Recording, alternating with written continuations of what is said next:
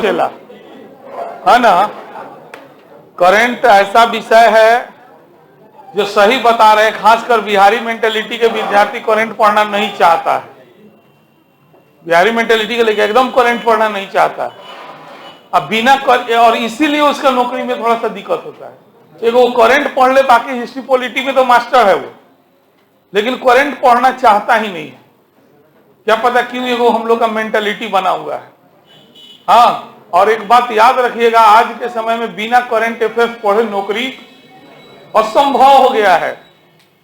दिन प्रतिदिन current affairs का क्वेश्चन का संख्या बढ़ते जा रहा है कि नहीं है। तो इसीलिए आप लोग जो लोग सीरियस हैं, बिल्कुल करंट नहीं छोड़िएगा। इतना जान लीजिए, थोड़ा देर के लिए पॉलिटी छोड़ दीजिएगा, ज्योग्राफी छोड़ दीजिएगा, लेकिन करंट मत छोड़िएगा। क्योंकि बाकी से आएगा कि नहीं आएगा कोई गारंटी नहीं है, लेकिन करंट अफेयर से सवाल जरूर आएगा, है ना। तो इसीलिए करंट बिल्कुल नहीं छोड़िए। कुछ लोग वीडियो पे डिपेंड हो गए हैं। राम मालिक वाणन वीडियो कितना उनको देखो तो ही सारा ऑनलाइन कोचिंग धाराशाही होते जा रहा है। अनअकैडमी दिवालिया हो चुका है ना। बायजूस बस साल भर का 6 महीना पुरानका बैच के लड़का को पढ़ा रहा है। नायका में कोई एडमिशन नहीं हुआ है, क्योंकि बहुत मेरे मित्र लोग उससे जुड़े हुए हैं। लॉकडाउन में लोग डेढ़ा गए हैं, क्या करो, है ना। इस वजह से अब जब खाली फरवरी मार्च का इंतजार है, अगर सब कुछ ऐसे 99.9% चांस है कुछ नहीं होने वाला है, लेकिन एगो मन में एगो भय है। उसके बाद देखिएगा ना, जैसे फरवरी मार्च बीतेगा ना, सब ऑफलाइन खत्म हो जाएगा, ऑनलाइन खत्म हो जाएगा। हाँ, अब सब लोग अपना फिर से पुराने ढड़ा पे आएगा। हाँ, तो इसीलिए आप लोग गलत रास्ता नहीं पकड़े, एकदम सही है।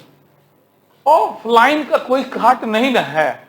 यहाँ बैठ के जो बात हम लोग कर रहे हैं ऑनलाइन में सुनिएगा बोर लगेगा, लेकिन यहाँ का सिचुएशन अलग है, माहौल अलग है ना। आदमी को जरूरत अलग है, तो उसके हिसाब से आदमी बात करता है। ऑनलाइन में तो रजाई में घुसल बनी है ना। तो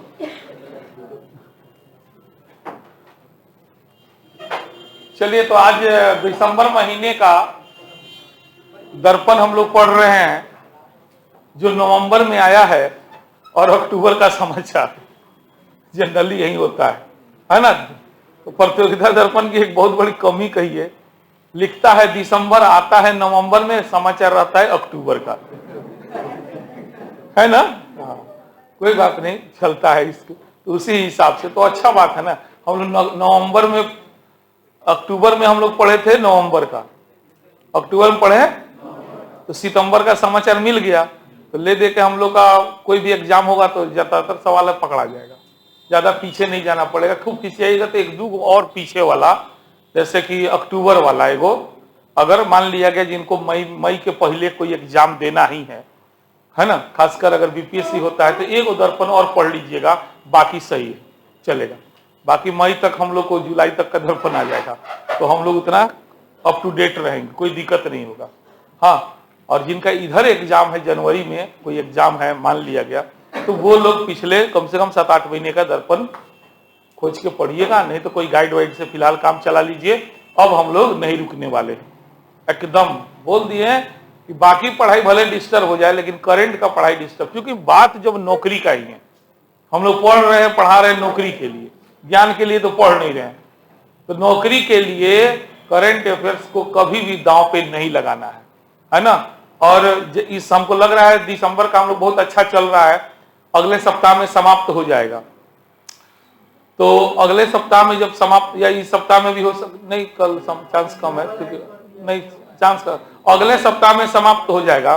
तो हम लोग को 1 सप्ताह का समय बचेगा, उसमें टेस्ट लेंगे, है ना। सब लोग आइएगा ना, पक्का आइएगा लोग, हिम्मत नहीं हारिए। क्या पढ़ा दिए, समझा दिए, सब काम तो कर दिए हैं। तो क्लास ऐसा नहीं है कि दर्पण खत्म हो गया तो क्लास नहीं चलेगा, उस दिन टेस्ट होगा। इसीलिए बाकी दिन टेस्ट नहीं लेने की समय हम लोग का है बर्बाद, अपने समय आएगा। टेस्ट लेंगे, सिनेमा देखा जाएगा। हाँ, होगा 1 घंटा का टेस्ट हो जाएगा। नवंबर महीने, दिसंबर महीने 2 टेस्ट पेपर तैयार किया जाएगा, और दोनों बढ़िया से टेस्ट दे दिया जाएगा, काम खत्म, एंजॉय किया जाएगा। हाँ, उस तरीका से तब तक आ ही जाएगा जनवरी का। इस तरीका से हम लोग पढ़ेंगे, ठीक है। चलिए, तो आज हम लोग शुरू करने जा रहे हैं आर्थिक वाणिज्यिक परिदृश्य। इस महीना में बहुत कम इंपॉर्टेंट आर्थिक वाणिज्यिक परिदृश्य है। हाँ, तो फिर भी हम लोग उसको देखते हैं, जो काफी महत्वपूर्ण होगा हम अपनी चिन्ह लगवा देंगे और बताते भी चलेंगे कि ये सवाल इंपॉर्टेंट है या नहीं है। चलिए सब लोग निकाल लीजिए प्रतियोगिता दर्पण, जिनके पास नहीं है अगल बगल में बैठा लीजिए उनको। हाँ, आर्थिक वाणिज्यिक परिदृश्य यानी अर्थव्यवस्था से संबंधित समाचार, इसके अंतर्गत हम लोग पहले राष्ट्रीय समाचार पढ़ चुके हैं, अंतर्राष्ट्रीय पढ़ लिए हैं, है ना। आज हम लोग जो है आर्थिक वाणिज्यिक पढ़ने जा रहे हैं। टारगेट हम लोग घंटा में नहीं पढ़ते हैं, आपको पता है। करंट अफेयर हम लोग टारगेट करके पढ़ते हैं, जितना देर लगेगा पढ़ेंगे, आर्थिक वाणिज्य खत्म करके ही दम लिया जाएगा। चलिए पहला न्यूज है, देखिए सरकार जो है हर साल किसानों के फसल का उचित मूल्य मिले, इसके लिए न्यूनतम समर्थन मूल्य जारी करता है। और आप लोग को हम पढ़ाए हुए हैं पॉलिटी में कि भारत ना तो पूर्ण रूपे न साम्यवादी है और ना ही पूर्ण रूपे न पूंजीवादी। अगर पूंजीवादी देश होता तो सरकार को कोई मतलब ही नहीं था कि किसान अपना फसल कितना में बेच रहा है, हम उसको मदद करें, कुछ नहीं करता वो। कहता तुम्हारा फसल है, तुम उपजाया है, तुम समझो, किसको देना है, कितना में देना है, तुम्हारा मैटर है। अगर वही साम्यवादी देश होता तो उसमें क्या करता, सरकार कहता चलो तुम उपजा लिया, अब हमको दो, इसको किसको देना है, कितना में देना है, वो हम तय करेंगे अपने हिसाब से। वहां मतलब कोई प्राइवेट का वैल्यू ही नहीं रहता है। लेकिन चूंकि भारत एक समाजवादी देश है और यह किस तरह की अर्थव्यवस्था में विश्वास रखता है, तो हम लोग पढ़ चुके हैं, मिश्रित अर्थव्यवस्था, है ना। तो मिश्रित अर्थव्यवस्था में विश्वास रखने के कारण यहां पर सरकारी तंत्र भी मजबूत है और प्राइवेट तंत्र भी मजबूत है। यहां पर किसानों को सरकार सपोर्ट भी करता है और उसको खुला भी छोड़ देता है कि तुमको खुद से करना है व्यापार तो खुद से करो, लेकिन तुम्हारा कोई शोषण न करे इसका व्यवस्था वो करता है। इसी उद्देश्य को, इसी समाजवादी लक्ष्य को पूरा करने के लिए, ये पीटी का क्वेश्चन नहीं है, न्यूनतम समर्थन मूल्य आज तक नहीं पूछा है इस तरीके, ये मुख्य परीक्षा का सवाल है, समझ रहे ना। न्यूनतम समर्थन मूल्य जारी करने का उद्देश्य क्या है, इस टाइप से आपको सवाल आता है। इससे पीटी कौना के पूछे हतना समर्थन मूल्य भाई, के पढ़ी पागले हो जाएगी, रट्टा भाई डाटा हर बार बदल जाएगा, बस समझ रहे हैं ना। तो ये पीटी पॉइंट ऑफ व्यू से बहुत ज्यादा इंपॉर्टेंट नहीं है। अगर थोड़ा बहुत जो इंपॉर्टेंट है उसको हमने यहाँ पे दे दिया है, कुल कितने फसलों के लिए, है ना, कैसे तय होता है न्यूनतम समर्थन मूल्य, इसका पूरा कहानी हमने आपको बताया है ना। एमएसपी का फुल फॉर्म वगैरह, एमएसपी फसल का सूची वगैरह पूरा हमने आपको डाटा में दे दिया है। अगर थोड़ा बहुत अगर पीटी के लिए भागेगा तो इधर से ही भागे। आप लोगों को मिल गया पीडीएफ, नियम करा के बोलनी है, डाल देगा। अच्छा चलिए मिल जाएगा, वो अपने याद आएगा डाल देगा, ठीक है। तो बात समझ गए। तो यहाँ चूंकि भारत एक समाजवादी देश है तो यहाँ का कॉन्सेप्ट ये है कि किसान स्वतंत्र भी है, लेकिन चूंकि किसान कमजोर माना जाता है तो उसकी कमजोरी का फायदा उठाकर स्वतंत्रता के नाम पर पूंजीपति उसका शोषण न करे, इसीलिए सरकार नीचे से वो सपोर्ट लगा देता है कि किसान भाई ऐसे नीचे तू मत गिरिए, इतना पर हम तरह के संभाल ले हम। तो किसान को अगर मान ली यहां ये जीरो लेवल है और उसको यहां सपोर्ट मिल गया तो यहां तक तो वो किसी से चैलेंज में बतिया लेगा। अब जब भी बात करेगा वो इससे ऊपर का बात करेगा, क्योंकि किसान को इतना पर तो सरकारें मदद करने को तैयार है। जैसे मान लिया गया हम गेहूं उत्पादन किए, अगर समझिए सरकार का सपोर्ट नहीं रहता और बहुत ज्यादा गेहूं का फसल का उत्पादन हो जाता या किसी कारण से डिमांड कम हो जाता और हमको 1 कुंटल गेहूं उपजाने में मान लिया 1500 रुपया का खर्चा आया। अब 1500 रुपये का खर्चा है तो खर्चा से क्या मतलब है, मार्केट तो चलता है डिमांड एंड सप्लाई के रूल पर ना। हम कितना रुपया लगा दिए हैं इस कोचिंग में, उससे आपको क्या मतलब है। यहां डिपेंड करता है वैकेंसी कितना आ रहा है, समझ रहे ना। तो वैकेंसी ज्यादा आएगा, डिमांड ज्यादा होगा, वैकेंसी कम होगा, डिमांड कम होगा। हमारे इसमें करोड़ों रुपये इन्वेस्ट करने से किसी को क्या फर्क पड़ता है, कोई फर्क नहीं पड़ता है कि नहीं। वो आपका कॉमन सेंस है कि आपने किस जगह पे इन्वेस्ट किया, क्या इसका भविष्य में डिमांड रहेगा या नहीं रहेगा। तो इकोनॉमिक्स पढ़ाएंगे तो सारी चीजें बताएंगे। तो क्या होगा कि मान लिया गया किसी कारण से डिमांड उस साल नहीं हुआ तो किसान बेचारा बर्बाद हो जाएगा कि नहीं बर्बाद हो जाएगा। कोई भी प्राइवेट कंपनी वाला, मान लिया आशीर्वाद आटा वाला गया किसान के पास, बोला भाई गेहूं बता, हाँ हजूर बा, तो कैसे, तो 15 रुपया लगा है, जान रहा है कि इस बार बहुत ज्यादा फसल होता है, तो कहेगा 18 ही के ले ली।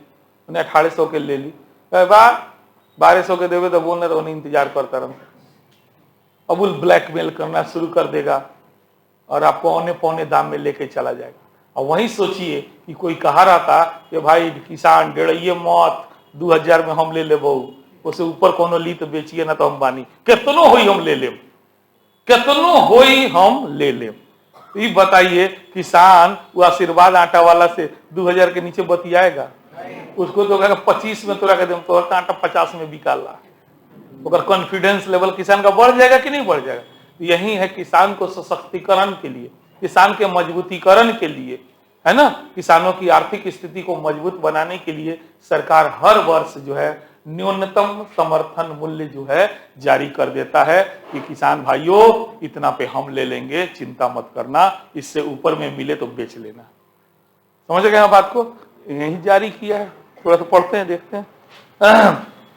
विपणन वर्ष 2023-24 और फसल वर्ष 22-23 की रबी उपजों के लिए न्यूनतम समर्थन मूल्य की घोषणा केंद्र सरकार ने 18 अक्टूबर 2000 कर, अंडरलाइन करते चलिए शुरू का 2-3 लाइन, कब जारी किया? ये सब ऐसे मोस्ट वीवीआई में नहीं आएगा, ठीक है, पहले बता रहे हैं, उतना important PT point of view से नहीं है, लेकिन न्यूनतम समर्थन मूल्य जानना जरूरी है।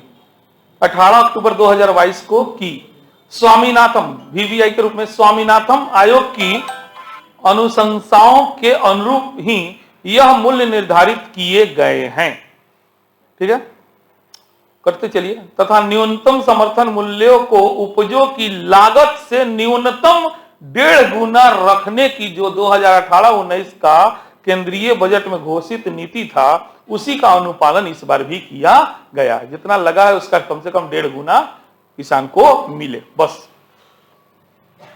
पोषण आवश्यकताओं एवं बदलती हुई आहार शैली को देखते हुए दलहनों एवं तिलहनों के उत्पादन में आत्मनिर्भरता प्राप्त करने के लिए इन फसलों के लिए अपेक्षाकृत उच्चतर न्यूनतम समर्थन मूल्य सरकार द्वारा निर्धारित किए गए हैं।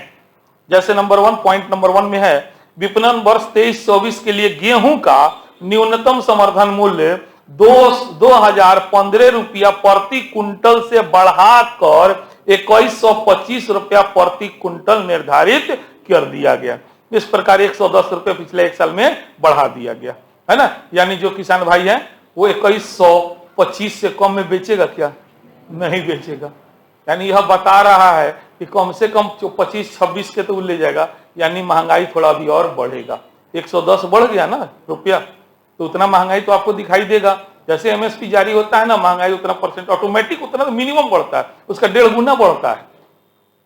ये बता रहा है सीधे कि महंगा, आप बताइए 2125 के तो सरकार लेगा, तो सरकार जब लेगा तो भाई प्राइवेट कंपनी वाला तो डकबोल करेगा, हम इतना देंगे, क्वालिटी के ऊपर भी बहुत डिपेंड करेगा, है ना।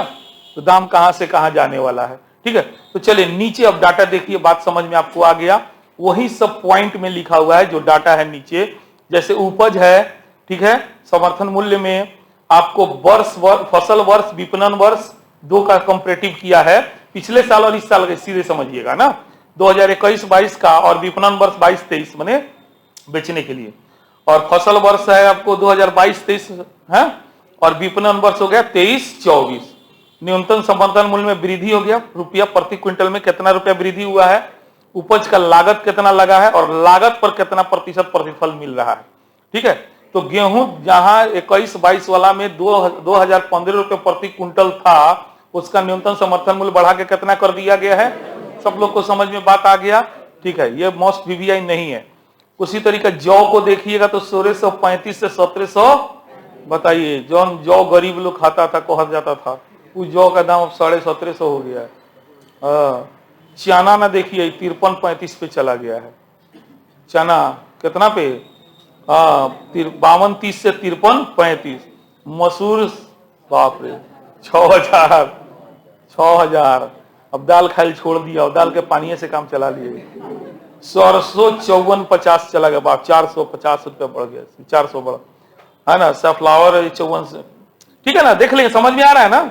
आप खुद बैठ के इसका जितना विश्लेषण करना हो करिएगा, और बीपीएससी मुख्य परीक्षा वाले थोड़ा सा इसको लॉन्ग क्वेश्चन के रूप में भी तैयार कर सकते हैं। चलिए सीधे आते हैं अगला क्वेश्चन। अगला चलिए इस पे थोड़ा देख लेते हैं ना। न्यूनतम समर्थन मूल्य, बाकी ये सब तो आप जान ही गए। हाँ, कृषि लागत और मूल्य आयोग की अनुशंसा पर, है ना, कृषि लागत और मूल्य आयोग की अनुशंसा पर भारत सरकार किसानों की फसल के लिए एक मूल्य निर्धारित करती है जो एमएसपी होता है। एमएसपी वाली फसलें कुल 26 गो है। एमएसपी में कुल कौ फसल आता है? आलू मुरई के दाम ना तय होला, याद रखिए। बहुत लोग दिमाग में घूमते ना, जौन फसल जल्दी बर्बाद हो जाए, है ना, उसका दाम तय सरकार नहीं करती। वो एकदम अभी कोबी देखला 120 पर चल गए लखा, अब बीचवा में 10 रुपये आ गए लखा, और फिर 30 रुपये पर आ गए बा, 40 रुपये चल गए। हाँ, देखो सब डिमांड सप्लाई पर डिपेंड करता है। छीमी देखा अभी एकदम आसमान छूले, तो छीमी के उत्पादन नहीं के फल का 80 रुपये, बताओ, इंतजार करता नहीं कहिया 20 रुपये हुई। गरीब आदमी का पता का खाई छीमी होली के टाइम में, वो समय पाक के मोट हो जाला बेकार। अब ये तो स्वाद हुई होंगे। हाँ, तो समझ में आ गया, सब्जी तब्जी फल वल का दाम इस एमएसपी में नहीं आता, फसल का आता है, जिसमें कुल कितने फसल है? 26। एकदम मजाक मजाक में सीखते चले। कैसे तय होता है दाम? तो इसका एक मापदंड है, ये सब यूपीएससी मुख्य परीक्षा के लिए है, फिर भी जानिए। हाँ, तो सबसे पहले कीमत 1, कीमत 2 और फाइनली कीमत C2 पे जाके फाइनल होता है। ठीक है, कीमत 1 में क्या क्या देखा जाता है? लागत मेनली देखा जाता है। तो उस लागत में देखा जाता है शारीरिक श्रम, यानी कि मिनिमम सरकार जोड़ती है, अगर नरेगो मनरेगो के अंतर्गत काम करवाते तो एक मजदूर को कितना हम देते, इस टाइप से। उसके बाद से उसमें पशु श्रम है ना, कितना पशु लगा, मशीन, लेबर, है ना, जमीन का राजस्व, एक जमीन का भी मूल्य तय किया जाता है, इतना कट्ठा इसके पास जमीन है तो इसे कितना रुपया कमा सकता था, और अन्न भी जोड़ता है, ये सब जोड़ता है। उसके बाद कीमत 2 में कीमत 1 के साथ साथ जमीन का किराया शामिल किया जाता है। उसके बाद पारिवारिक श्रम देखा जाता है, कहने के लिए एक परिवार का है, लेकिन उस परिवार में मान लिया 7 आदमी 10 आदमी कितना लगा हुआ है, उसको भी ध्यान दिया जाता है। और फाइनल जो है कीमत 1 प्लस पारिवारिक श्रम प्लस स्वामित्व वाली जमीन का किराया और प्लस अस्थायी पूंजी पर ब्याज, इन सब को जोड़ करके जो है एमएसपी तय किया जाता है। इस तरीका से एमएसपी को मंजूरी जो है सबसे पहले इसका सिद्धांत आया था 24 दिसंबर 1964 को आया था। हाँ, जरूर इसको नोट्स में ऐड कर लीजिएगा, शॉर्ट नोट्स जो बनाइएगा, एमएसपी की संकल्पना। परंतु उसी समय इसे लागू नहीं किया गया। उस समय के भारत सरकार के सचिव पद पर रहे बी शिवरामन ने 19 अक्टूबर 1965 को इस पर अंतिम मुहर लगाई थी, जिसके बाद 1966-67 से शुरू हुआ कहानी। और सबसे पहले गेहूं के लिए न्यूनतम समर्थन मूल्य यानी कि एमएसपी की घोषणा की गई, जिसके बाद से प्रत्येक वर्ष सरकारों ने फसलों हेतु न्यूनतम समर्थन मूल्य की घोषणा के साथ शुरुआत की गई थी। समर्थन मूल्य की घोषणा फसलों की बुआई से ठीक पहले घोषणा में कर दिया जाता है ना, ताकि किसान हिम्मत से काम करे। एमएसपी का फुल फॉर्म सबको पता है, मिनिमम सपोर्ट प्राइस। इसका शाब्दिक उच्चारण मिनिमम सपोर्ट प्राइस है, हिंदी में अर्थ न्यूनतम समर्थन मूल्य होता है। भारत चूंकि एक कृषि प्रधान देश है, एमएसपी का संबंध किसानों की फसल के न्यूनतम मूल्य से है। इसके द्वारा सरकार द्वारा प्रति वर्ष अनाज के मूल्य बढ़ाने का नियम रखा गया है।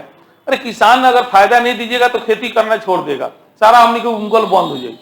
क्यों घर में गई मान लो बिया हुआ हो गल बटे तो मेरा रू खाना नहीं बनेले, सारा कूदल फेल हो जाला। नहीं बोलते पापा दे गए नहीं खाना बनल, तो बुझा जाला कितनों कमा लीजिए नसीब ना होके। तो किसान अगर खेती करना छोड़ दे तो हई जन 5G के दुनिया में घूम रहे हैं हम लोग, है ना, तो सीधे कहाँ चलाइएगा। तो किसान खेती करे, उसका संबंध खेती से जुड़ा रहे, तो इसके लिए उसको सपोर्ट देना पड़ेगा कि नहीं देना पड़ेगा, है ना। इस तरीके से सोचना है आपको। एमएसपी फसलों की सूची है, 4 प्रकार के फसलों पर एमएसपी दिया जाता है। ध्यान दीजिएगा, इसको कैटेगरी में बांट दिए हैं, बाकी कुल 26 को तो ध्यान में रखना है। तो कुल कैटेगरी कौन हो गया? 4 गो हो गया, अनाज, दाल, तेल वाला, ऑयल सीड और कुछ अन्य, इस तरीके से। चलिए नेक्स्ट।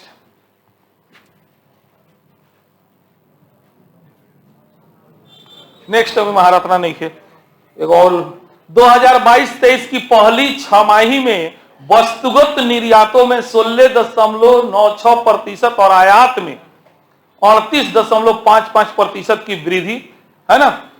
ऐसे ओवरऑल इसको एग्जाम के टाइम में एक बार देख लीजिएगा, व्यापारी घाटा कितना रहा, आयात कितना हुआ और निर्यात कितना हुआ, इससे ही मतलब है हम लोग को। ठीक है, तो ये भी उतना हाँ इंपॉर्टेंट न्यूज हम लोग के लिए फिलहाल नहीं है, लेकिन कुछ पढ़ते हैं ताकि कुछ बात कॉन्सेप्ट आपका क्लियर हो।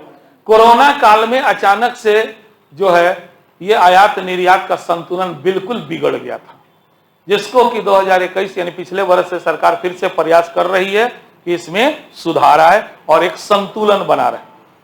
व्यापारिक घाटा पहले क्या होता है इसको जान लीजिए। जैसे कि जितना का सामान हम लोग बेचे और कितना का खरीदे, अगर बेचे मान लिया 10 रुपया का और खरीदे 8 रुपया का, तो हम लोग प्लस में 2 रुपया है। बात समझ में आया। अगर हम लोग बेचे 20 रुपया का और खरीदे 25 रुपया का, तो व्यापारिक घाटा कितना का हो गया। सिंपल बात है कि नहीं। तो इसी में संतुलन बनाने का कोशिश सरकार करती है कि कम से कम जितना बेच रहे उतना का खरीदे, जितना खरीद रहे उतना का हम बेच भी ले, ताकि हमको कोई नुकसान ना हो। अरे खरीद बिक्री करेंगे तो हम ना विदेशी मुद्रा आएगा भारत में। अभी आगे बताएंगे ना, विदेशी डॉलर के मुकाबले रुपये का मूल्य, ये सब कुछ समझना होगा हम लोग को। ठीक है ना। तो वहीं कोविड, अंडरलाइन मत कीजिएगा, कोविड महामारी से निपटने के बाद वैश्विक व्यापार में तेजी का दौर शुरू हुआ था, जिसके चलते भारत के वस्तुगत निर्यातों एवं आयातों में भारी वृद्धि का मई 2021 से शुरू हुआ सिलसिला 2022 में भी बरकरार रहा है, जिससे 2022-23 की पहली छमाही में देश के वस्तुगत निर्यातों एवं आयातों दोनों में ही भारी वृद्धि हो रही है। अंडरलाइन कर सकते हैं। इस वित्तीय वर्ष 2022-23 की पहली छमाही यानी अप्रैल से सितंबर के भारत के विदेशी व्यापार के अंतिम आंकड़े वाणिज्य मंत्रालय द्वारा 24 अक्टूबर 2022 को जारी किए गए। कंटिन्यू अंडरलाइन कीजिए। इन आंकड़ों के अनुसार अप्रैल से सितंबर 2021 की तुलना में अप्रैल से सितंबर 2022 में वस्तुगत निर्यातों में वृद्धि जहां 16.96% रही, वहीं आयात में 38.55% की वृद्धि दर्ज की गई। क्लियर हो गया। अब देख लीजिए, अब खुद घाटा लगा कि नफा हुआ, घाटा लग गया है कि नहीं। निर्यात हम लोग कितना का किए, 17 मान लो, और आयात कितना किए, 38.5। घाटा है कि नहीं है। तो ये व्यापारी, किसी को व्यापारी घाटा बोलते हैं। चलिए नेक्स्ट न्यूज पे आते हैं हम लोग, सीधे नेक्स्ट पेज पे जाइए ना। ग्रामीण विद्युतीकरण निगम को महारत्न कंपनी का दर्जा, मोस्ट VVI कर लीजिए। Maharatna company, Navratna company, mini Ratna company, सरकार के कैटेगराइजेशन है, और यह कैटेगराइजेशन किया जाता है इसको छूट देने के लिए, है ना, और लोगों का विश्वास भी तय करता है। ये महारत्न कंपनी है, जल्दी डूबेगा नहीं, भागेगा नहीं, इसमें पैसा इन्वेस्ट कर सकते हैं, है कि नहीं है। ये बहुत ज्यादा मुनाफा तो नहीं देता है, लेकिन इतना गारंटी है कि ये डूबता भी जल्दी नहीं है ना। और देश के विकास में, देश की अर्थव्यवस्था को सुचारू रूप से चलाने में जिस कंपनी का बहुत ज्यादा योगदान होता है, उसी को पहले मिनी रत्न, नवरत्न, महारत्न करते करते मैंने सबसे बड़ा जो रत्न होता है वो महारत्न है। और इस महारत्न की सूची में अब 12 गो कंपनी शामिल हो गया है, और 12वां जो कंपनी है उसका नाम है REC। 12वां का क्या नाम है, REC, rural electrification corporation limited, जिसको REC लिमिटेड के नाम से जाना जाता है। पहले अंडरलाइन कर लीजिए, फिर अब बोर्ड पे आते हैं हम लोग। अंडरलाइन शुरू कीजिए, VVI कर लीजिएगा। सार्वजनिक क्षेत्र की कंपनी ग्रामीण विद्युतीकरण निगम को महारत्न कंपनी का दर्जा सरकार ने सितंबर 2022 में प्रदान किया है। कंटिन्यू। इससे पहले यह नवरत्न कंपनी का दर्जा मिला था। ठीक है, मतलब REC पहले नवरत्ना था, अब क्या हो गया है, महारत्ना हो गया है। चलिए अब बस अंडरलाइन मत कीजिए। महारत्न कंपनी का दर्जा प्राप्त होने से इसे अब अधिक वित्तीय एवं परिचालन स्वायत्तता प्राप्त होगी, तथा किसी कंपनी के साथ संयुक्त उपक्रम स्थापित करने के मामले में इसको 5,000 करोड़ रुपए तक का निवेश के फैसला खुद करने का माने छूट दे दिया गया। यही महारत्ना का विशेषता है, जिसको महारत्ना का दर्जा मिल जाता है उसको एक सीमा दिया गया है कि इतना रुपया तक आप खुद से, बिना सरकार की अनुमति से, है कि नहीं है, आप खुद से निर्णय ले सकते हैं कि आपको इन्वेस्ट कहां करना है, किस कंपनी के साथ संयुक्त रूप से मिलकर काम करना है। तो 5,000 रुपया तक का छूट होता है। जबकि इसको अंडरलाइन कर सकते हैं आप, महारत्ना को कितना करोड़ तक के निवेश का फैसला स्वयं लेने का अधिकार है? 5,000। और जबकि नवरत्ना को 1,000। नवरत्ना को कितना? 1,000। अंडरलाइन कर सकते हैं नीचे वाला पॉइंट। ग्रामीण, हिंदी में आरईसी को कहते हैं ग्रामीण विद्युतीकरण निगम लिमिटेड। क्या बोलते हैं? ग्रामीण विद्युतीकरण निगम लिमिटेड को महारत्न कंपनी का दर्जा मिलने से देश में महारत्न कंपनियों की संख्या अब कितना हो गया है? 12। जनरल कंपटीशन VVI महारत्न का संख्या को 12 गो हो गया है। कंटिन्यू कर सकते हैं। इससे पहले पावर फाइनेंस कॉरपोरेशन को यह दर्जा अक्टूबर 2021 में मिला था, यानी 11वां था वो, तथा पावर ग्रिड कॉरपोरेशन एवं हिंदुस्तान पेट्रोलियम कॉरपोरेशन को महारत्न कंपनी का दर्जा जो है अक्टूबर 2019 में सरकार ने प्रदान किया था। अगला पॉइंट भी अंडरलाइन कर सकते हैं। ग्रामीण विद्युतीकरण निगम लिमिटेड को महारत्न कंपनी का दर्जा मिलने से देश में महारत्न कंपनियों की संख्या जहां 11 से बढ़ के 12, वहीं नवरत्ना कंपनियों की संख्या 13 गो था, अब वो घट के कब हो गया? 12। ठीक है ना? 13 से घट के, यानी महारत्ना को गो और नवरत्न को गो लगा हुआ, नवरत्न तेल, दिमाग ठंडा रहेगी। चलिए, अब इसके बाद यूपीएससी वाले थोड़ा ध्यान देंगे। महारत्न कंपनी के दर्जा के लिए कौन कौन कंडीशन पूरा होना जरूरी है? महारत्न कंपनी का दर्जा किस तरह के कंपनी को दिया जाता है? तो सबसे पहला कंडीशन तो यह है कि वह नवरत्न कंपनी के रूप में लिस्टेड हो। जिसको नवरत्न का दर्जा मिलता है भविष्य में उसी को महारत्न का दर्जा मिलता है। तो सबसे पहला कंडीशन यह है कि हर महारत्ना कंपनी पहले क्या बनेगी? नवरत्ना बनेगी। दूसरा, इसको भारतीय स्टॉक एक्सचेंज में सूचीबद्ध होना चाहिए ताकि उसका शेयर पब्लिक से लेके हर लोग के पास हो, यानी सेबी के गाइडलाइन में, है ना? हाँ, तो मैंने इस कंपनी का आप शेयर चाहे आरईसी का खरीदना खरीद सकते हैं। बहुत ज्यादा फायदा तो नहीं देगा, लॉन्ग टर्म इन्वेस्टमेंट के लिए बढ़िया है। 10 साल के लिए इन्वेस्ट करना है तो कर सकते हैं, है ना? ग्रामीण विद्युतीकरण है, अभी सरकार का योजना भी चल रहा है, हाँ, फायदा हो सकता है। तो सेबी के वांछित दिशा निर्देशों के अनुरूप इसे भारतीय स्टॉक एक्सचेंज में पंजीकृत होना जरूरी है। ठीक है? यानी कि कोई भी व्यक्ति इस कंपनी का शेयर खरीद बिक्री कर सके, है ना? एकदम मुफ्त में। तीसरा है, पिछले 3 वर्ष में कंपनी का सालाना टर्नओवर कम से कम कितना लिखल है? 25,000 करोड़ से अधिक का होना चाहिए। टर्नओवर, मुनाफा का बात नहीं, टर्नओवर, लेन देन।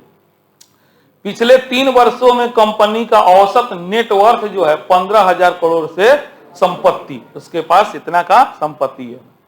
और विगत लगातार 3 वर्षों में कंपनी का शुद्ध लाभ, कमाई अब आया, कमाई 5,000 करोड़ से अधिक का होना चाहिए।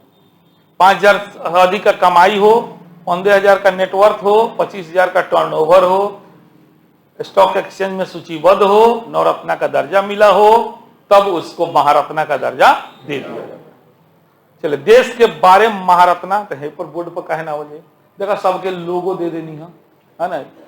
1 2 3 4 5 6 7 8 9 10 11 12, ठीक, तेरे को का हो 12 ही हो। और ये आरईसी ना है, 2 गिन लेनी है ना।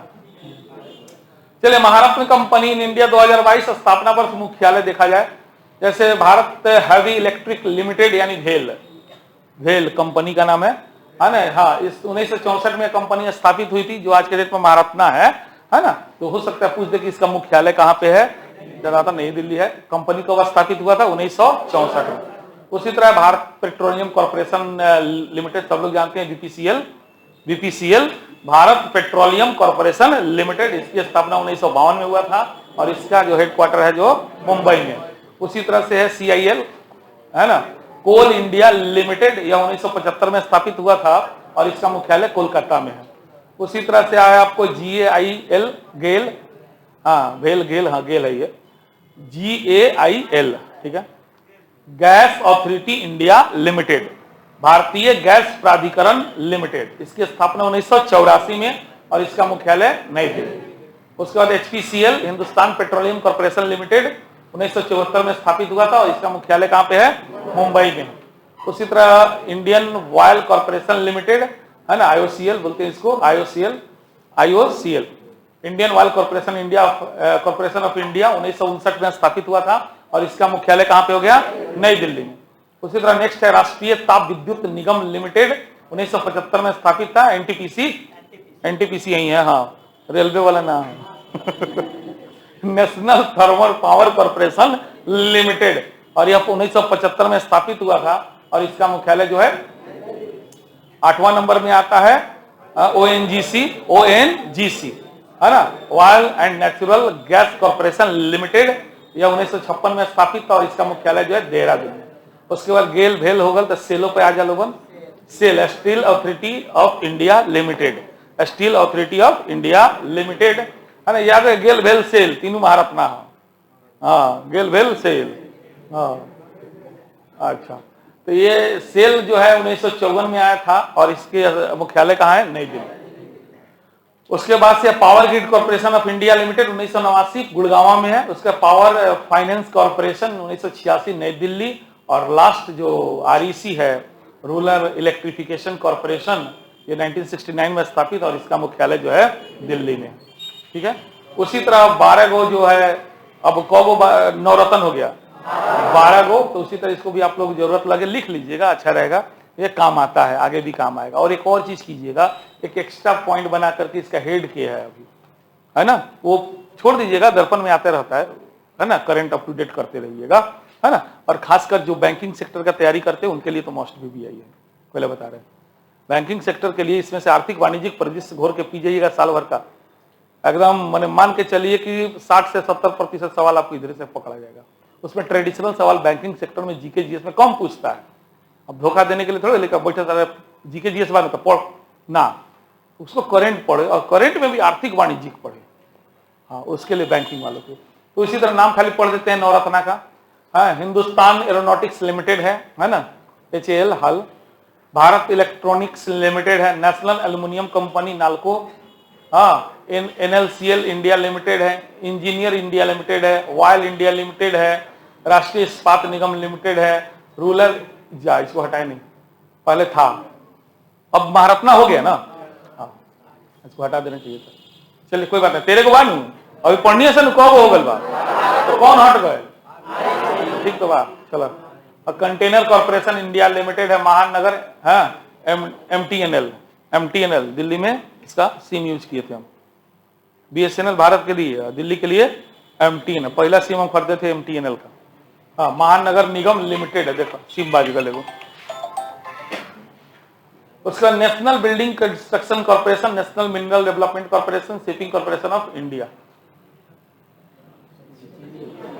चीनी के निर्यात पर प्रतिबंध, खूब चीनी उत्पादन करी ले सब खा जाइले, एक बार जान लो, अब बेचा जाला वो सब घाटा लग जाला, दाम बढ़ल जा रहा है चीनी के, ठीक बा।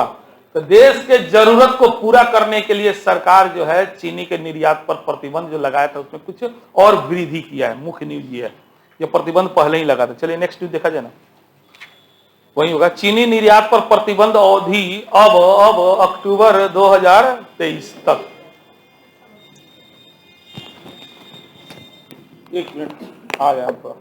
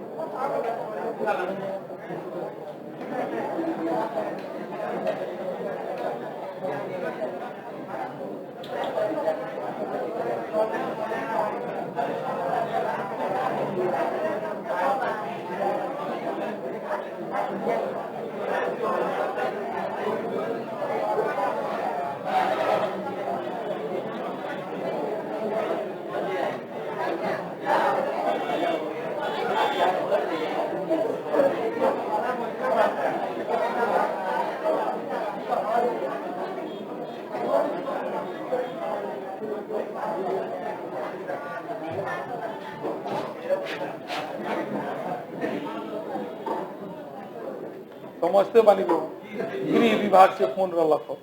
अब ये बेरा फोन आश्चर्य वाला जबकि जानता लोग कि 11 से 1 क्लास बा तो भोर पर आ गल खैले नहीं कि यही से बुझाल 12 बजे छुट्टी हो गई। इतना ध्यान रखल जरा बियाह कर लिया लोग बड़ा कीमत चुकावे के पड़ी लेकिन इतना ध्यान चलिए तो चीनी निर्यात है ना प्रतिबंध की अवधि अब अक्टूबर 2023 ले नहीं चीनी बेचे के अंडरलाइन कीजिए। घरेलू बाजार में चीनी की पर्याप्त उपलब्धि एवं मूल्य स्थिरता सुनिश्चित करने के लिए 1 जून 2022 से चीनी के निर्यात पर प्रतिबंध सरकार ने आरोपित किया था। यानी शुरुआत इसका कब से हुआ था? 1 जून 2022 से। अब अंडरलाइन एक लाइन और कर लीजिए। यह प्रतिबंध न मत कीजिए मत सॉरी यह प्रतिबंध मूलतः जो मैंने 1 जून को किया गया ना तो 31 अक्टूबर 2022 के लिए किया गया था। ठीक है, तो यह प्रतिबंध मूलतः 31 अक्टूबर 2022 तक के लिए ही था। इससे पहले अगस्त 2022 तक ही 100 लाख टन चीनी का निर्यात किया जा चुका था, जो इसके निर्यात का अब तक का सर्वोच्च स्तर था। देश से चीनी निर्यात में हो रही भारी वृद्धि को देखते हुए इसके निर्यात पर प्रतिबंध का निर्णय सरकार द्वारा मई 2022 में किया गया था, जो 1 जून 2022 से माने 1 जून के बाद किसी को चीनी बाहर विदेश में नहीं भेज रहा है। तो इस शुरुआत कब हुआ? 1 जून 2022। यह निर्यात पर प्रतिबंध की यह अवधि जो थी कब तक के लिए थी? अक्टूबर 2022, यानी अक्टूबर 2022 में इसको खत्म होना था। ठीक है, ये समझ गए हम लोग। घरेलू बाजार में चीनी की उपलब्धता बनाए रखने के लिए निर्यात पर प्रतिबंध की अवधि को 1 वर्ष और बढ़ाने का निर्णय सरकार ने अक्टूबर 2022 में किया है। निर्यात अंडरलाइन कीजिए, निर्यात पर प्रतिबंध को 31 अक्टूबर 2023 तक सीधे 1 साल बढ़ा दिया। हाँ, 2023 तक या फिर अगले आदेश तक, ये बात लिख दिया है कि कोई गारंटी नहीं वो से ज्यादा बढ़ सकता है या कम भी हो सकता है। अगला आदेश का मतलब दोनों होता है। हाँ, अधिसूचना विदेश व्यापार निदेशालय द्वारा 28 अक्टूबर 2022 को जारी की गई है। बस इतना ही अंडरलाइन कीजिए। समझ में आई गया होगा आप लोग को, है ना। देश की जरूरत को पूरा करने के लिए सरकार ने पहली बार घोषणा किया है जून 2000, घोषणा मई में हुआ था ऐसे, लेकिन लागू कब से हुआ? 1 जून 2022।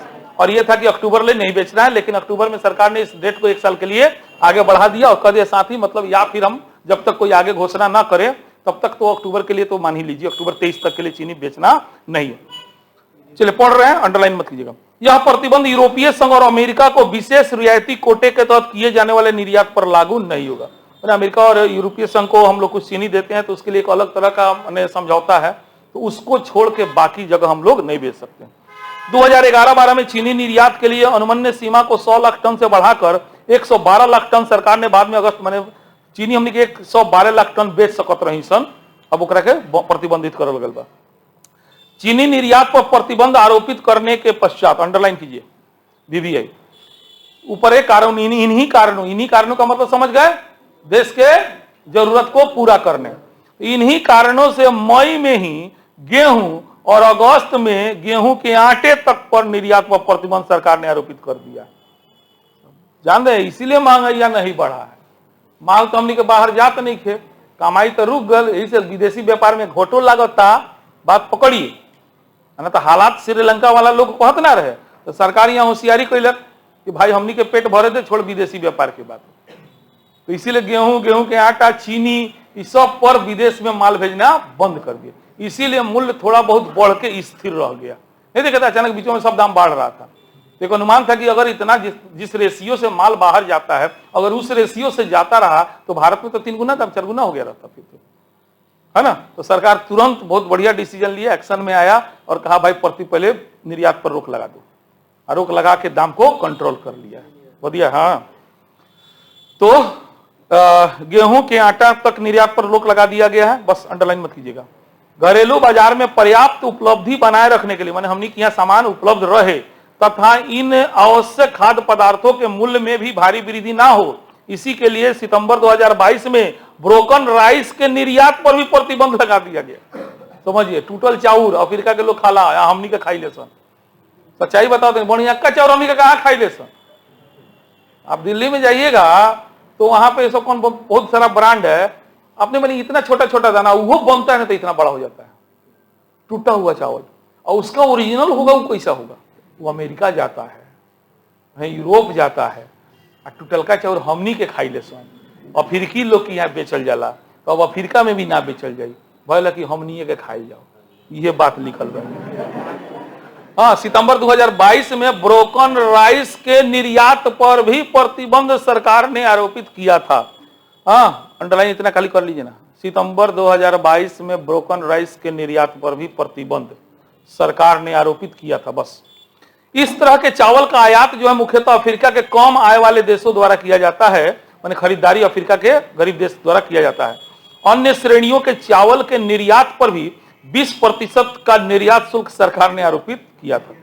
चलिए नेक्स्ट न्यूज है, फालतू फालतू अपनी बार न्यूज पर देखो, महारत्ना ठीक मिला है। बस बागवानी उत्पादन, रिकॉर्ड बागवानी उत्पादन हुआ है। कृषि मंत्रालय का तीसरा अग्रिम अनुमान आ गया है ना। 2 लाइन पहले अंडरलाइन कर लीजिए। अच्छा दिया, बागवानी किसे कहते हैं? तो बागवानी का शाब्दिक अर्थ, हॉर्टिकल्चर, बागवानी फसल। तो बागवानी का शाब्दिक अर्थ उद्यान यानी गार्डन की खेती। बागवानी में फल, सब्जी, मशरूम, कटफूल का हो, कोई कुछ भी हो, सजावटी फूल, पौधा, मसाला, औषधि फसलों का प्रमुख स्थान है। कंटिन्यू। मधुमक्खी पालन, मशरूम उत्पादन, चाय बागान आदि भी बागवानी में शामिल है। बागवानी एक तेजी से उभरता हुआ कृषि व्यवसाय बन चुका है। चलिए, तो ये रिकॉर्ड उत्पादन जो हुआ है, पेज पलटिए सीधे। हाँ, अब पूरा डाटा देले बा, जरा जरूरी होई अपन देख ली, अंगूर के उत्पादन कितना बढ़ल, पपीता कितना बढ़ल, अमरूद कितना बढ़ल। परीक्षा उपयोगी नहीं है, खाली इतने ध्यान में रखें कि बागवानी फसल में कौन कौन आता है ना, और ये मुख्य से। चलिए नेक्स्ट, VVI,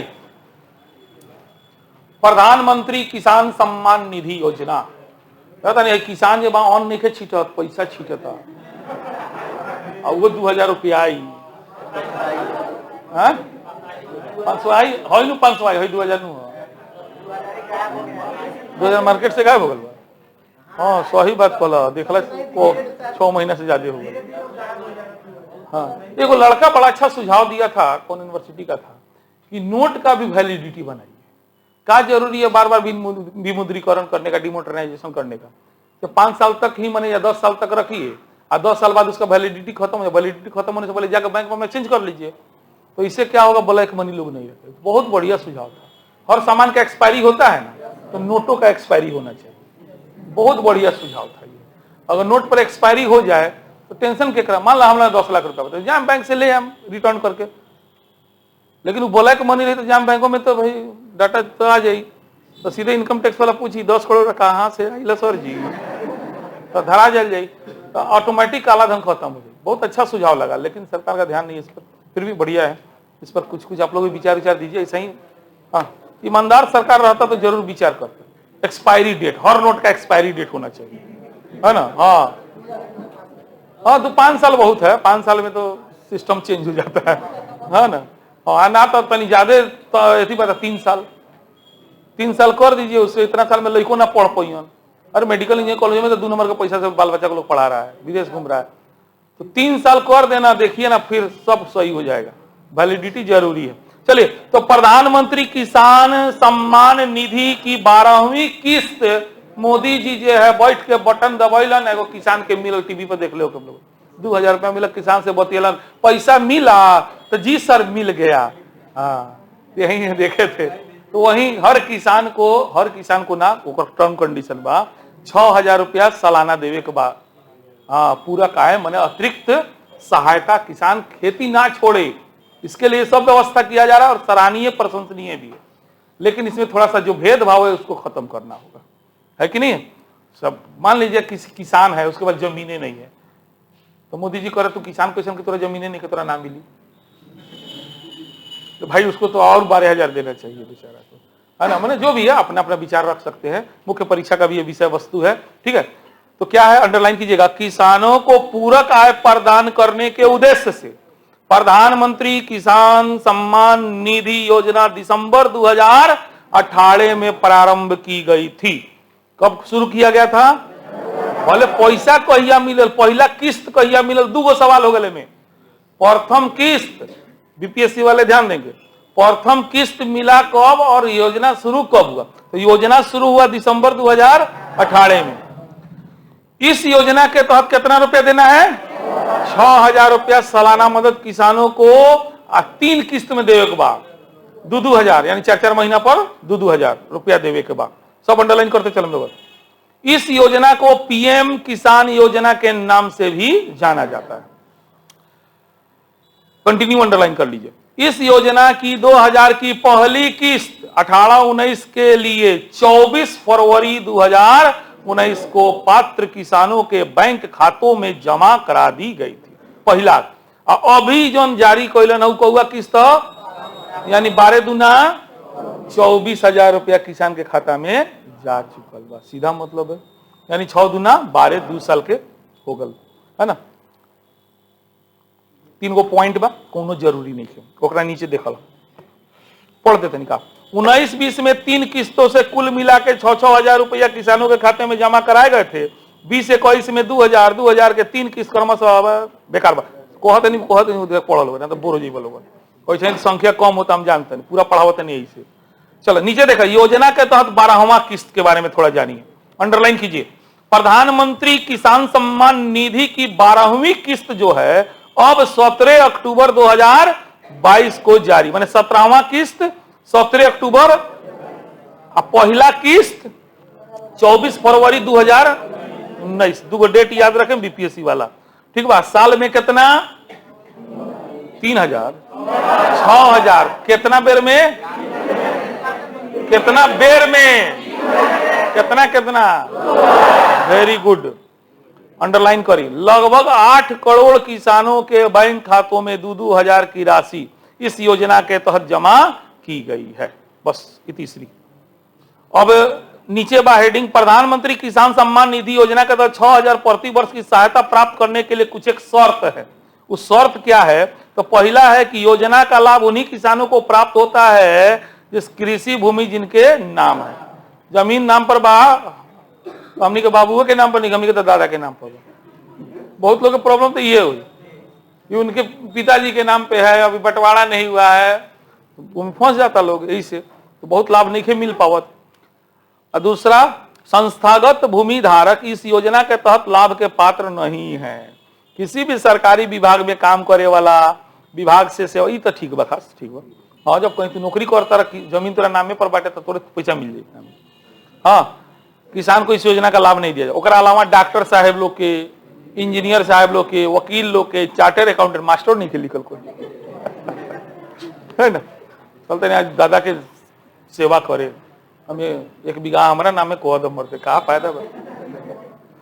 डॉक्टर, इंजीनियर, वकील, चार्टर, देखिए सब हिसाब के बता रहे हैं कि दिमाग में कम से कम कुछ फिगर बन जाए, है ना। कि मास्टर साहब के नहीं के तब रहे के डॉक्टर, इंजीनियर, चार्टर अकाउंटेंट, वकील, ये सब टाइप लोग के पास अगर जमीनों पर नाम पर मिले वाला नहीं के।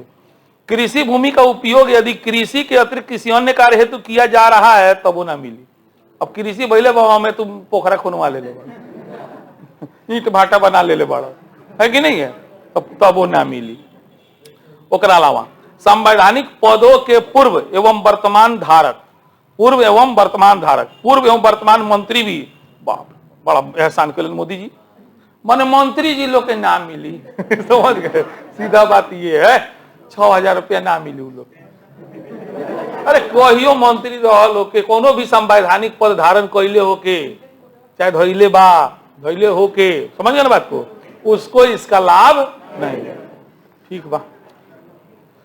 पिछले मूल्यांकन वर्ष में इनकम टैक्स का भुगतान करने वाले सभी व्यक्ति इस योजना के तहत इनकम टैक्स देने वाला के ना मिली। चलो ठीक बा, ठीक है। ओवरऑल प्रधानमंत्री किसान सम्मान निधि योजना की शुरुआत दिसंबर 2018 में, इसका पहला किस्त 24 फरवरी 2000 और कुल 12 किस्त दिया जा चुका है। और 12वां किस्त कब दे? हाँ, नहीं आते। ठीक है, चलिए आते हैं नेक्स्ट VVI पर।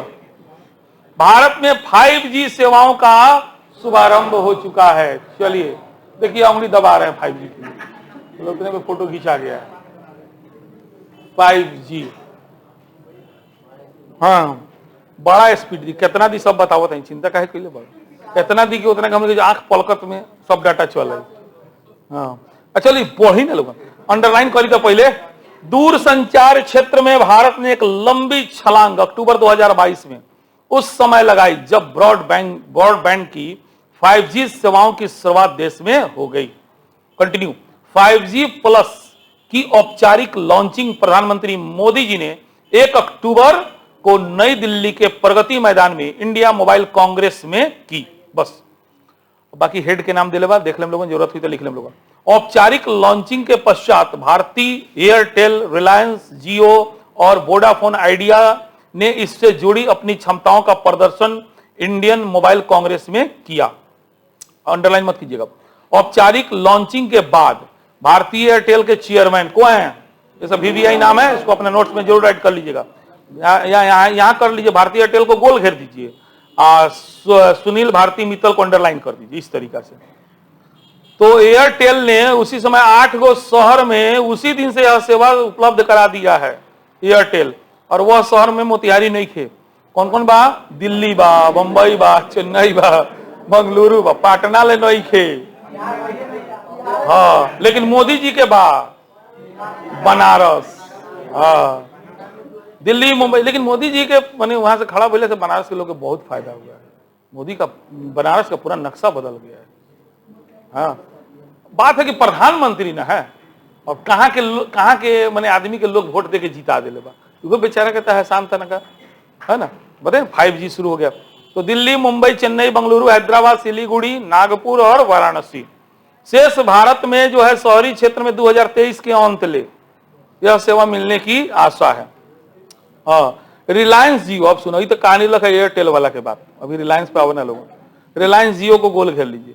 रिलायंस जियो के मुकेश अंबानी ने बताया है कि 2023 के अंत तक, ये तो हुए कहता रहा, जियो का 5G नेटवर्क पूरे देश में उपलब्ध हो जाएगा।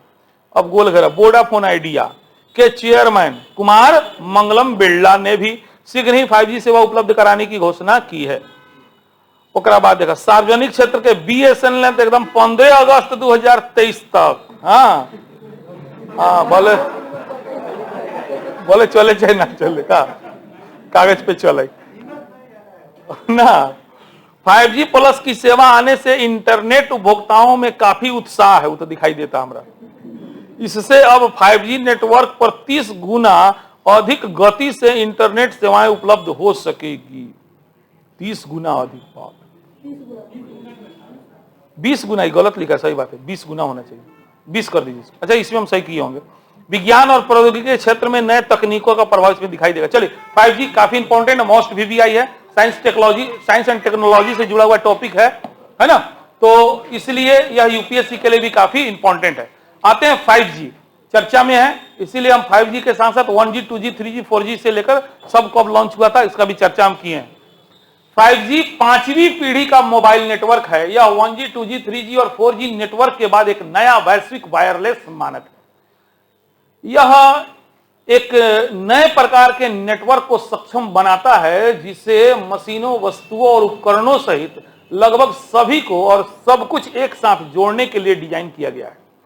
5G के हाई बैंड स्पेक्ट्रम में इंटरनेट की गति का परीक्षण 20 Gbps,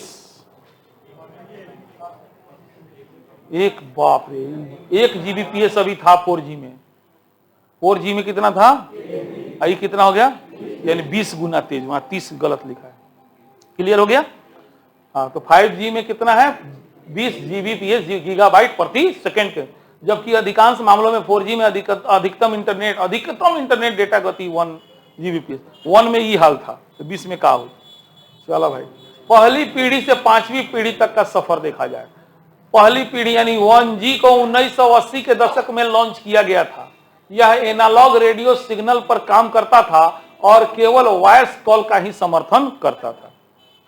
2G को 1990 के दशक में लॉन्च किया गया था, जो डिजिटल रेडियो सिग्नल का उपयोग करता था और 64 kbps में था, केबी में था। हाँ, बैंडविड्थ के साथ वॉइस और डेटा ट्रांसमिशन दोनों को सपोर्ट करने लगा 2G। 3G आया 2000 के दशक में और एक MBPS से 2 MBPS की गति के साथ लॉन्च किया गया, और इसमें डिजिटल वॉइस, वीडियो कॉल और कॉन्फ्रेंसिंग सहित टेलीफोन सिग्नल प्रसारित करने। बंद करो, सॉरी हमरा ना लगता है इतना फोन हमरा के लोग करी, लेकिन पावर ऑफ हो गया। 4G 2000, अच्छा उसके बाद आइए 3G तक आ गए थे हम लोग। 4G 2009 में 100 Mbps के साथ आ गया, और 100 Mbps 1 GB की पीक स्पीड के साथ लॉन्च किया गया, और यह 3D वर्चुअल रियलिटी को भी सक्षम बना। विभिन्न प्रकार के 5G बैंड्स, जो 5G में बैंड्स हैं उसको देखा जाए। 5G में बैंड्स, 5G मुख्य रूप से 3 बैंड, लो, मिड और हाई बैंड स्पेक्ट्रम में कार्य करेगा, जिसमें सभी के बैंड्स के कुछ विशिष्ट उपयोग और कुछ विशिष्ट सीमा होगा। हर बैंड का कुछ स्पेसिफिक होगा उसको। इसका मतलब क्या है? इसका मतलब यह है कि दूरसंचार कंपनियां इसे वाणिज्यिक सेलफोन उपयोगकर्ताओं, जिनकी बहुत तेज गति से इंटरनेट की विशिष्ट मांग नहीं होती, के उपयोग हेतु स्थापित कर सकती है। हालांकि उद्योग की विशेष जरूरतों के लिए लो बैंड स्पेक्ट्रम इष्टतम नहीं हो सकता। इस बैंड का उपयोग जो है उद्योग और विशेष कारखाना इकाइयों द्वारा कैपेटिव नेटवर्क के निर्माण हेतु किया जा सकता है, जिसे उस विशेष उद्योग की जरूरतों में ढाला जा सकता है। यह बैंड जो होगा इंटरनेट ऑफ थिंग्स और स्मार्ट तकनीक जैसी भविष्य की 5G प्रौद्योगिकी अनुप्रयोगों को बढ़ावा देता है, लेकिन इसके लिए उचित बुनियादी ढांचे की आवश्यकता होगी। लो बैंड स्पेक्ट्रम, इसमें इंटरनेट की गति और डेटा के इंटरेक्शन प्रदान की अधिकतम गति 100 Mbps तक होती है। मिड बैंड में लो बैंड के स्पेक्ट्रम की तुलना में इंटरनेट की गति थोड़ा अधिक होगा, फिर भी इसके कवरेज क्षेत्र और सिग्नल की कुछ सीमा होगा। और हाई बैंड में इसमें उपरोक्त अन्य 2 बैंड्सों की गति भी तेज होगा और कवरेज सिग्नल का भी क्षमता अधिक हो जाती है। चलिए आते हैं भारत में विदेशी मुद्रा भंडार। विदेशी मुद्रा भंडार 2 साल में सबसे कम, समझ रहे हैं ना, यानी कि हम लोग जो है आयात कर रहे हैं, निर्यात नहीं कर पा रहे, इस वजह से विदेशी मुद्रा में कमी आ रहा है। चलिए इसमें भी जानना है कितना कमी आया, अंडरलाइन मत कीजिएगा। देश के विदेशी मुद्रा भंडार में पिछले कुछ महीनों में गिरावट का सिलसिला बना हुआ, अंडरलाइन कीजिए। 14 महीना पहले 3 सितंबर 2021 को आरबीआई के पास आरक्षित विदेशी मुद्रा कोष, जहां 642.545 अरब डॉलर के सर्वकालिक उच्च स्तर पर था, कंटिन्यू, जिसके बाद लगातार घटते हुए 21 अक्टूबर 2022 को समाप्त सप्ताह में यह 524.52 अरब डॉलर ही रह गया था, जो जुलाई 2020 के बाद सबसे निम्नतम स्तर पर है। चलिए बस इतना ही काफी है इसके लिए, ठीक है, इसलिए ज्यादा बताएंगे बोर हो जाइएगा लोग, है ना। इसमें ये ध्यान रखिएगा, ये डाटा 2 डाटा है ना, कि 2021 में जहां 642 था लगभग, है ना, और वहीं जो है 2022 में कितना हो गया 524, यानी विदेशी मुद्रा भंडार क्या हो रहा है, कम हो रहा है। बस इतना ध्यान में रखना है आपको। देखिए एक बहुत अच्छा डाटा है, मिला है इसी से, डॉलर के मुकाबले रुपये की चाल। यहां मोदी जी का बुराई नहीं करेंगे, यहां थोड़ा लॉकडाउन का असर देखा जाएगा। 1947 में जहां $1 4.76 रुपया के बराबर था, समझिए, हाँ 1947 में $1 का मूल्य भारत के कितना के बराबर था, नहीं दिखाई दे रहा है पीछे। वहीं 1947 में 57 में देखते हैं तो सेम रहा, 67 में 7.5 रुपया हो गया, बढ़ गया, यानी हम लोग की अर्थव्यवस्था उसके तुलना में कमजोर है। जितना मूल्य हम लोग का, रुपया का दाम बढ़ना, रुपया का मूल्य बढ़ना माने अर्थव्यवस्था कमजोर होना, सीधा बात करें। पहले वो बात कर रहे हैं 5 रुपए किलो दही खाते थे, आज 100 रुपए किलो खाते हैं, तो ये बताइए रुपया का मूल्य बढ़ा है कि गिरा है? रुपया का मूल्य गिर गया है। जहां पहले 5 रुपए में 1 किलो दही होता था, आज वहां 100 रुपया लगाना पड़ रहा है। पहले समझ, यानी 5 रुपया पहले ताकतवर था, आज उस ताकत को सामना करने के लिए 100 रुपया इन्वेस्ट करना पड़े, यानी रुपया का मूल्य गिर गया, वस्तु का दाम बढ़ गया, वो अलग मैटर है, इकोनॉमिक्स पढ़ाएंगे तो वहां समझाएंगे, ठीक है ना। तो यहां देखिएगा तो 67 में 7.5, 74 में 8 रुपया 10 पैसा, 89 में देखा गया 16 रुपया 64 पैसा, 90 में लगभग वही रहा, 2000 में वही 1990 से 2000 का जो वर्ष था आर्थिक हम लोग का मंदी का समय था, है कि नहीं है, वही वित्तीय आपातकाल लगाने का बाद बहुत देश का आर्थिक स्थिति खराब हो गया था, देश का विश्वास विश्व पे लोगों से उठ गया था। तो अचानक से देख रहे हैं ना 10 साल में गजब छलांग लगा दिया, सीधे 43 रुपया 56 पैसा हो गया। उसके बाद 2007 में थोड़ा कंट्रोल किया गया 39.27, और मनमोहन जी ने 56.2757 पे विदाई लिया, मैंने कांग्रेस में। उसके बाद आते हैं अपने प्यारे दुलारे मोदी जी, हाँ 2019 में 14 में प्रधानमंत्री बने थे, 14 में बने थे, 19 में वो 71 रुपये पहुंचा दिए थे। भाई उनका गलती का है, अर्थव्यवस्था ही ऐसा है ना। फिर भी गलती तो अध्यक्ष का ही होता है। सेना हार जाए तो सिपाही को दोष नहीं दिया जाता है, कमांडर को दिया जाता है। गंगा जल देखे ना, बोला ना, नहीं बोला कि नहीं भाई इसका उत्तराधिकारी मैंने अधिकारी तो फलानवा दरोगा है, बोला अरे दरोगा सिपाही तो लड़ते रहता है, नाम तो उच्चस्थ अधिकारी का होता है। तो इसीलिए मोदी जी का नाम ले रहे हैं, बुरा मत मानिए। तो 2019 में 71, 19 में 71, 20 में 76, आहा 21 में कुछ कम हुआ, बेचारा लॉकडाउन का प्रभाव कम हुआ, लेकिन तब तक आर्थिक संकट से पूरा विश्व गुजर रहा है। आपको नहीं पता है, अमेरिका जैसा देश अभी आर्थिक संकट से गुजर रहा है, यूरोप आर्थिक संकट से गुजर रहा है। वहां पर बैंक रेट वगैरह इतना ज्यादा बढ़ गया है, वहां का शेयर मार्केट लुढ़कते जा रहा है। भारत है कि अभी मैंने उभरता हुआ देश है, इसमें कोई दो राय नहीं है। अगर अगले 5 साल तक इस तरह का कंडीशन रहा तो बाकी विकसित देश का स्थिति बहुत खराब होने वाला है। तो 21 में बहुत संभाला गया, लेकिन वही आर्थिक स्थिति थोड़ा सा महंगाई की वजह से 22 में सीधे कितना चला गया है, मैंने 82 रुपये रोज घट बढ़ता है। अभी देखिएगा कुछ चेंज होगा, है ना। हाँ, अभी भी चेक करना चाहिए ऐसे सब चीज का, सोना का मूल्य और ये सब। चलिए, रेल कर्मियों को 78 दिन का बोनस दिया है सरकार ने। अगला न्यूज हम लोग देखते हैं, कहां बा। हाँ, वित्तीय वर्ष 2021-22 के लिए रेल कर्मियों के लिए कितना दिन का, 78 दिन का बोनस मिला है। ये उतना ही उतना का इंपॉर्टेंट नहीं है ये सब। अब छोड़ ना दे, पढ़ देता नहीं। वित्तीय वर्ष 21-22 के लिए रेलवे के अराजपत्रित नॉन गजेटेड, अराजपत्रित बने नॉन गजेटेड कर्मियों यानी आरपीएफ आरपीएसएफ कर्मियों को छोड़कर 78 दिनों के वेतन के बराबर उत्पादकता संबंध बोनस सरकार ने प्रदान किया है। 78 दिन के वेतन के समान ही बोनस प्रदान करने को, अच्छा जितना वेतन रही उतने बोनस बना के दे दिए। लगभग मान लिया 2-2.5 महीने का वेतन एक्स्ट्रा मिल गया उन लोग को। तो 78 दिन के वेतन के समान ही बोनस प्रदान करने की मंजूरी केंद्रीय मंत्रिमंडल ने 12 अक्टूबर 2022 को प्रदान की थी।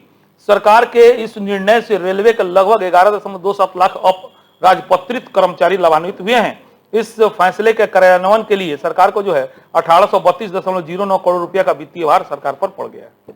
चलिए नेक्स्ट है, देश में central bank digital currency pilot project की शुरुआत यूपीएससी के लिए मॉस्ट वीवीआई। हाँ, ये सब अब डिजिटल करेंसी आ रहा है देश में, है ना।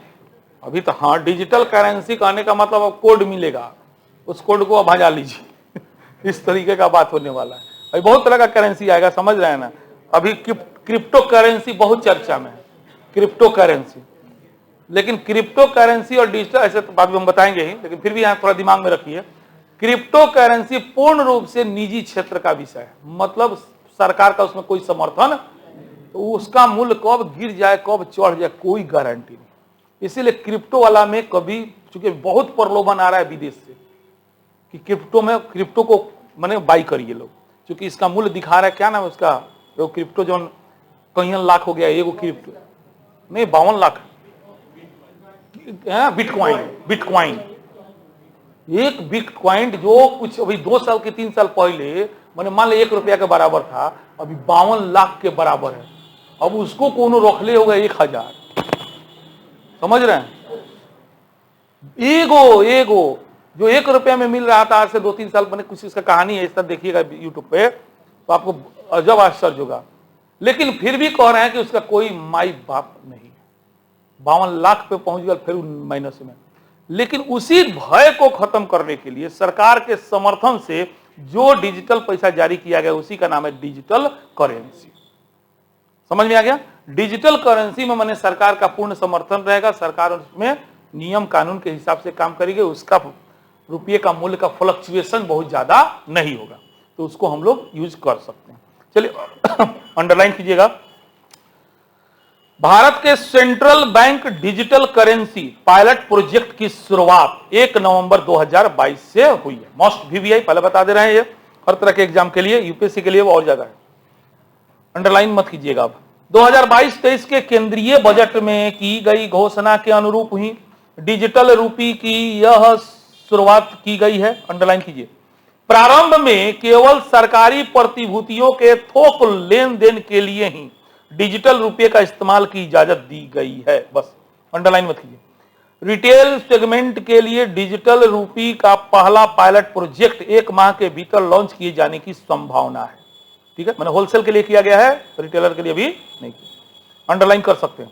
होलसेल सेगमेंट पायलट प्रोजेक्ट में भागीदारी के लिए सार्वजनिक एवं निजी क्षेत्र के 9 बैंकों को फिलहाल चिन्हित किया गया है। इनमें state bank of India, union bank of India, bank of Baroda, HDFC, ICICI, Kotak Mahindra, yes और IDFC फर्स्ट और HSBC भी शामिल है। डिजिटल रूप क्या है ना? तो अंडरलाइन मत कीजिए। सेंट्रल बैंक डिजिटल करेंसी केंद्रीय बैंक द्वारा जारी की गई एक वैध मुद्रा, लीगल टेंडर मनी है ना। मोदी जी बोले थे लीगल टेंडर मनी अब से नहीं रहा। अरे नोटबंदियां करने आए थे, बोले नहीं थे 1000 और 500 के नोट आज से 8 बजे रात। हाँ, लीगल टेंडर मनी, जहां लीगल टेंडर मनी नहीं रहा कागज का टुकड़ा हुआ, तो इसको क्या कह रहा है, ये लीगल टेंडर मनी बन गया है। हाँ, यानी सरकार का समर्थन मिल गया इसको। फिर से पढ़ रहे, सेंट्रल बैंक डिजिटल करेंसी केंद्रीय बैंक द्वारा जारी एक वैध यानी लीगल टेंडर है। यह कागजी मुद्रा के ही तुल्य है तथा कागजी मुद्रा के साथ इसका भी विनिमय किया जा सकता है। कागजी मुद्रा की तरह ही इसका इस्तेमाल भी विनिमय के लिए कर सकेंगे। अंडरलाइन कीजिए। यह देश में कॉन्टेक्ट लेस ट्रांजैक्शन को बढ़ावा देने के उद्देश्य से जारी किया जा रहा है। एकदम कोई माने हम कुछ ना दिल दी, कोड वर्ड से काम चल जाए, इस तरीके से, है ना। भारत में डिजिटल करेंसी 2 तरह की होगी। अंडरलाइन मत कीजिए। CBDC रिटेल तथा CBDC होलसेल। CBDC रिटेल जहां संभवतः सभी के इस्तेमाल के लिए उपलब्ध होगी, वहीं CBDT होलसेल का उपयोग चुनिंदा वित्तीय संस्थानों के लिए होगा। रिटेल डिजिटल रुपये के आने से नकद करेंसी नोट पास रखने की आवश्यकता कम हो जाएगी और डिजिटल करेंसी से ही लेन देन शुरू हो जाएगा। डिजिटल रुपये और क्रिप्टो करेंसी में क्या अंतर है? सेंट्रल बैंक डिजिटल करेंसी और क्रिप्टो करेंसी में मुख्य अंतर यह है कि क्रिप्टो पूरी तरीका से निजी करेंसी है, यह वैध मुद्रा नहीं है। क्रिप्टो वैध मुद्रा नहीं है और इसे कोई सरकार मॉनिटर भी नहीं करता है और ना ही किसी सरकार या सेंट्रल बैंक का इस पर कोई नियंत्रण होता है। डिजिटल करेंसी पूरी तरह से रेगुलेटेड है, इसे सरकार की मंजूरी प्राप्त है और यह पूरी तरह से सरकार समर्थित वैध मुद्रा है। जहां क्रिप्टो करेंसी के रेट में उतार चढ़ाव आता रहता है, वहीं डिजिटल रुपये में ऐसा कुछ नहीं होगा।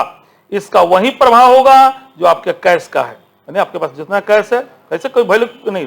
हाँ, डिजिटल रुपये को नकदी में भी बदला जा सकता। चले वह पूर्व वर्षों के थोड़ा सा इसको देख लिया नहीं, समाप्त हो गया ना। पूर्व वर्षों के 19, 20, 21 के लिए पात्र रेल कर्मियों को 78 दिन के वेतन। चलिए ये तो हो ही गया ना।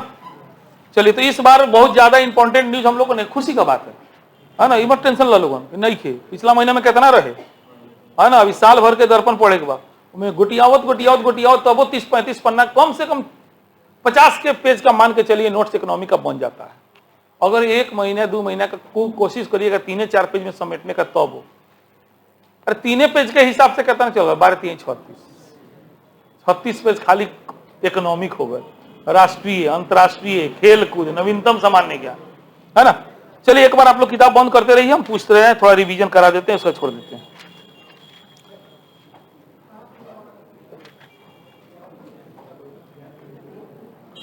चलिए, महारत्ना कंपनी को हो गया है, 12वां कौन है, REC। 12वां कौन है, REC। नवरत्ना को हो गया है, नवरत्न को 12 गो, है ना। चीनी के निर्यात में जो प्रतिबंध अवधि था वो अब कितना दिन के लिए बढ़ा दिया गया है, अक्टूबर 2023 तक। हाँ, इसके साथ ही जो है गेहूं के आटा और ब्रोकन राइस पर भी जो है प्रतिबंध लगाया गया, इसको ध्यान में रखना है। ठीक है, बागवानी वाले छोड़िए सब। हाँ, प्रधानमंत्री किसान सम्मान निधि योजना की शुरुआत कब हुआ था, दिसंबर 2018 में। इसके तहत पहला किस्त कब दिया गया था, 24 फरवरी 2019 को। 24 फरवरी 2000। अभी हाल ही में कौवा किस्त दिया गया, 12वां कौवा किस्त दिया गया, 12वां। चलिए, भारत में 5G सेवा का शुभारंभ मोदी जी ने कब और कहां से किया? 1 अक्टूबर को नई दिल्ली से। कब और कहां से? 1 अक्टूबर को नई दिल्ली से। चलिए, यह 4G की तुलना में कितना ताकतवर है? 20 गुना ताकतवर। अक्टूबर 2022 की तुलना में, है ना, भारतीय मुद्रा कोष में अक्टूबर 2022 में क्या हुआ? मुद्रा में गिरावट आया, तो थोड़ा सा ध्यान रखना, ठीक है। देश में सेंट्रल डिजिटल करेंसी पायलट योजना की शुरुआत किस तिथि को हुआ? 1 नवंबर 2022। 1 नवंबर 2022। डिजिटल रूप और क्रिप्टो करेंसी में लीगल टेंडर कौन है? डिजिटल रूपी और क्रिप्टो करेंसी में लीगल टेंडर किसको माना जाता है? डिजिटल को माना जाएगा, बाकी लीगल टेंडर वो नहीं। इस टाइप से थोड़ा सा अंतर जरूर देख के रखिएगा। चलिए, आज के लिए इतना ही। कल हम लोग पुरस्कार, अरे बीच में नोबेल पुरस्कार डाल दिया ना,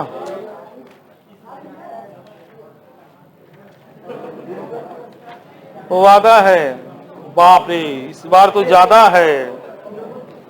2 क्लास कोनो दिक्कत नहीं है, आराम से हड़बड़ा के ना। नोबेल मोस्ट VVI मिल गया है, एकदम गारंटी है, इससे सवाल हर एग्जाम में, है ना। चलिए, तो कल हम लोग नोबेल पुरस्कार पढ़ेंगे, नवीनतम सामान्य ज्ञान पढ़ेंगे।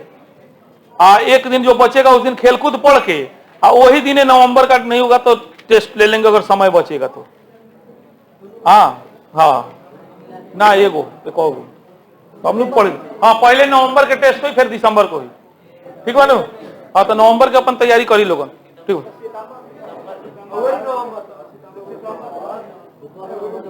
अरे बुकुआ पर जौन लिखल बा ओकर हम भाषा बोलता नहीं, ये कौन चीज लिखल बा? तो हम क्या कहनी है? नवंबर के प्रतियोगिता दर्पण का टेस्ट आपका अगले सप्ताह में होगा, ये बात दिमाग में डाल लीजिए, ठीक है। चलिए।